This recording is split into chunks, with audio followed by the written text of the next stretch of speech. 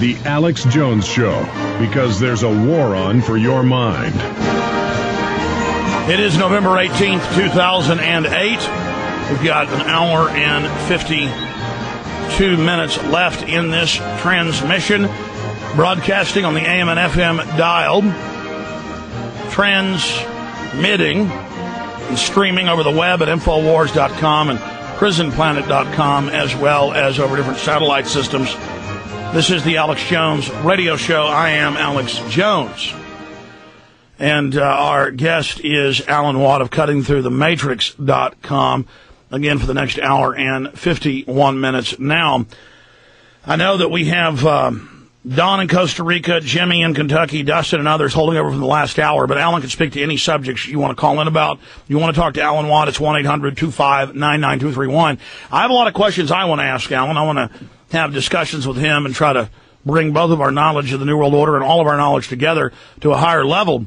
Because to defeat the enemy, you have to know who they are and what their agenda is. But we will start going to your calls in T-minus 20 minutes when we come out of the bottom of the hour break. So everybody be patient.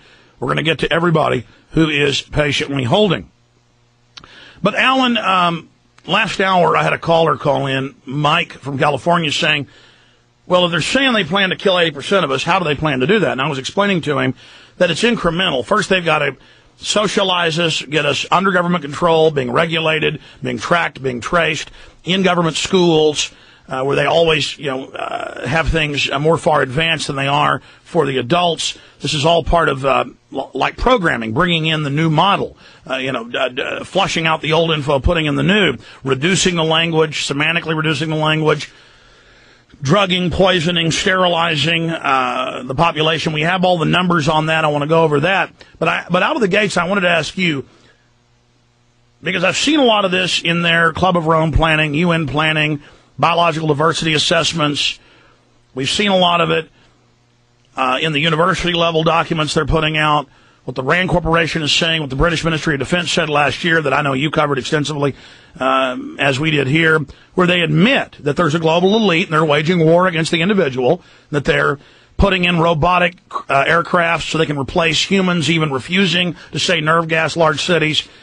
So can you walk through how, from the pieces we have, and I know you've researched this same stuff I have, and even more in some cases, because I hear you, I read you, I know it's all on target because it's from the enemy's own manual. So for listeners, this is not our opinion here. But again, they leave gaps in it. They explain a lot of it, but then you have to, it's all compartmentalized and partitioned. You have to put it all together. And they're not clear on time frames, but they want to use global war, global famine, controlled bioweapons releases, to train us with each terror attack, each bioweapons release being bigger, to live in a more and more controlled society in the name of keeping us safe, to get us finally in that totally controlled technological enslavement grid, control grid, so that they can then exterminate us in mass with the super bioweapons they have. And they say they're racing to do this to save the Earth. So can you break down how you see that unfolding and where you see it going, Alan Watt? Yes, well, as far as bringing the population down, it's already happening. It's been happening for 50 years. And their own statistics prove it. I've read reports this last week or so from official reports on the sterilization of males. The CBC television, Canada, that's the BBC version of the Canadians, came up with a documentary called The Disappearing Male, where we're now 85% or more sterile. And yeah, the West is dying from Russia to Japan to the United States. First world is dying at about 3 to 4% a year. But to be clear, you mean they've slowed down the global growth? Oh, absolutely. And there's more women, girls being born than boys now, because the boys have been attacked in the womb by bisphenol A and phthalates, which literally alter the biological makeup of the male. It attacks his endocrine system at the age of 7 weeks as a fetus. And we're seeing them today. The effeminate males, they're much slimmer. They have no shoulders. Let's not glaze over that. And this is again main government documents, CBC broadcast, what Alan and I have already covered. But there it was codified. The baby boys are dying in the womb en masse, being targeted. If they make it out, I don't want to even say they're feminine. They're an emasculated male. whose literal glands do not develop. Alan, please continue. Yeah, and also on that same documentary, they said that 10 years ago, they could take sperm samples from young, healthy males in college around the age of 18, and they had 60 million sperm per milliliter. And now the new normal is 10 million per milliliter. So that's how far it's dropped. And so they keep dropping the normal sperm count for males, and the sperm that's left is immotile. It's immotile, dysfunctional. It doesn't find the target. It cannot go to the ovum. So technically, most males today are almost completely sterile. And this is well understood. They've been studying this for 50 years, as only now they're releasing what they've always known for the last 50 years.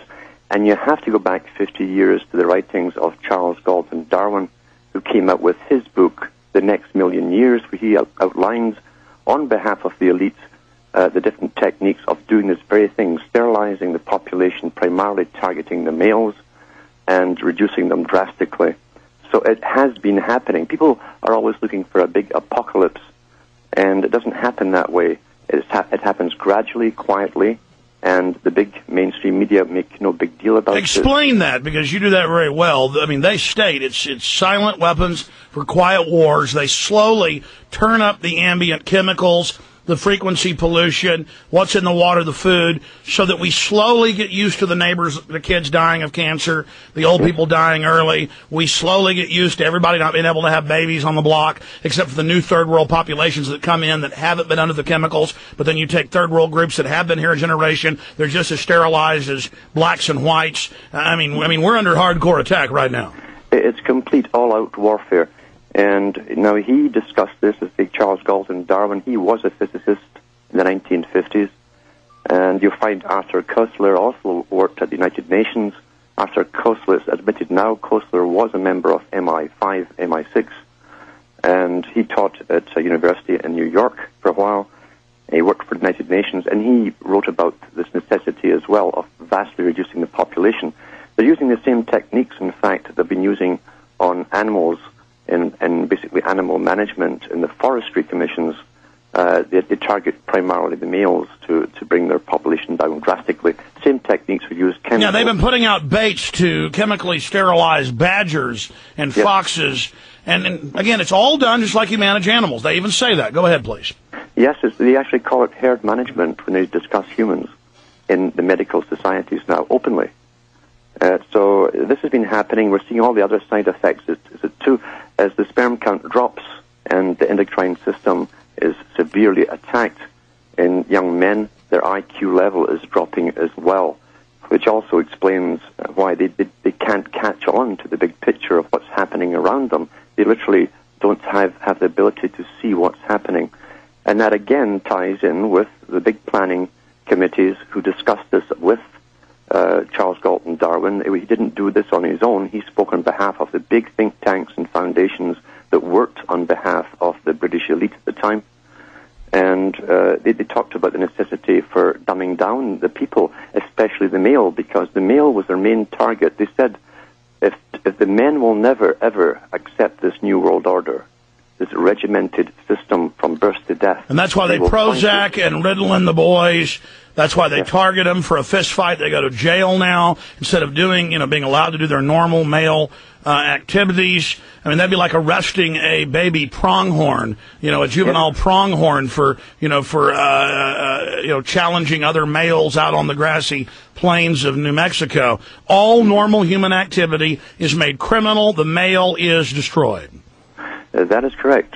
And as I say, they had targeted the IQ. If there's very little testosterone working there, you technically are not a man anymore. You won't rebel. You won't stand up and fight. You won't even object. You're very placid.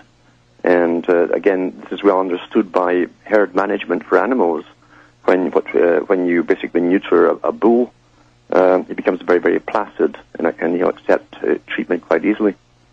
There's no objections. Well, that's happened in society. And then the police now take steroids to supplement the fact that they've been basically neutered. And so that's the only sequestered area, though, where you're allowed to be male, only if you're assaulting your own people, though. That is correct. That is absolutely correct. And, of course, the guys in charge of the military and the police turn a blind eye. They understand this. And I've seen cops, too, in Toronto, standing outside the Gold's Gym and opening their big bags. And inside there's all the files there of the different steroids. So they have bags of it.